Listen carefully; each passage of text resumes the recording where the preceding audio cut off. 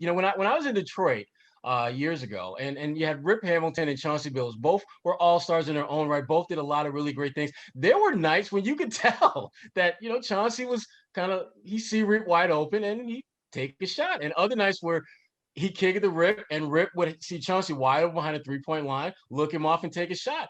It happens. But to me, the only way it becomes a problem is when you let that competitive, not necessarily get in the way of decision making, but become an issue you can't move past. Like if that happens in a game or two, and you guys have beef that lasts 3, 4, 5, 6 games down the road, that's a problem. But when it happens every now and then, it's part of the business of being an elite player and being on a really good team.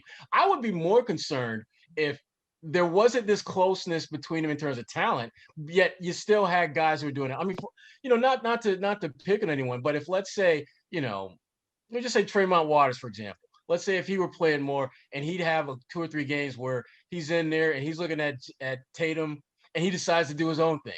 That's a problem because no disrespect to his game, but where you're at and where Tatum at are not really that close.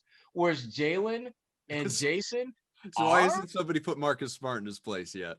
You know what? Hard to do that.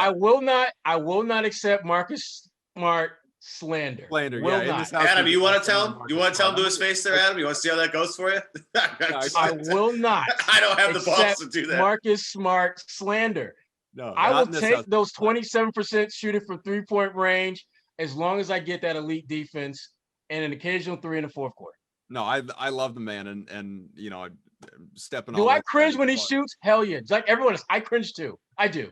No, honestly, I love that dude, man. Honestly, I don't. I mean, I don't buy into the I'm a great shooter when I take great shots. I do think I love that comment. I do think he's a good shooter. In fact, I think he's an above average shooter, but I don't. And I have been, trumpeting his potential from 3, comparing him to the likes of, growth wise to the likes of like where Kyle Lowry started to where he's at now. Like I think Smart in a certain universe actually has a relatively high ceiling, not with Tatum and Brown, but maybe later in his career, depending on how things play out. But I was going to say, is that Kyrie land you're talking about? No. Yeah, okay. It's the flat Earth. I love Marcus Smart.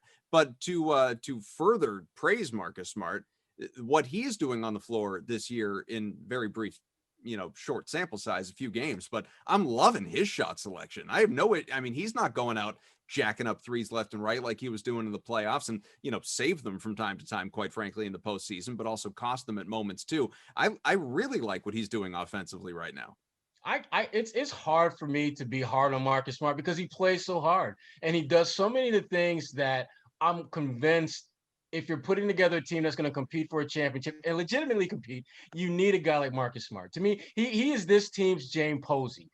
He's that guy that does a lot of dirty work that when you start going down a pecking order of who your best players are, he's probably not going to be the first, second, or third guy that comes to mind. But then when the conversation shifts to, okay, how are we going to win a playoff series? How are we going to advance? And you start saying, well, who are the key guys? He's usually the first or second guy that is mentioned in those type of conversations. And there's value in what he does. Is his 3-point shooting mind-blowing and frustrating at times? Hell yeah.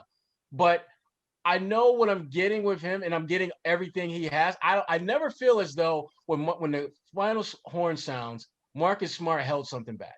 I always feel that everything he had to give me, he gave out there. And typically, it's enough to, at a minimum, allow you to compete in that particular game and in a particular series. So again, he is a flawed player. There's no doubt about it. I mean, that's easy to see. But the intangibles that he brings to the table, the energy, the effort, the leadership, all those things, I'm buying that every time because I've seen in Boston, I saw when I was in Detroit, you need to have 1 or 2 guys that have those type of skills that they can bring to the table. And Marcus Smart has that and then some.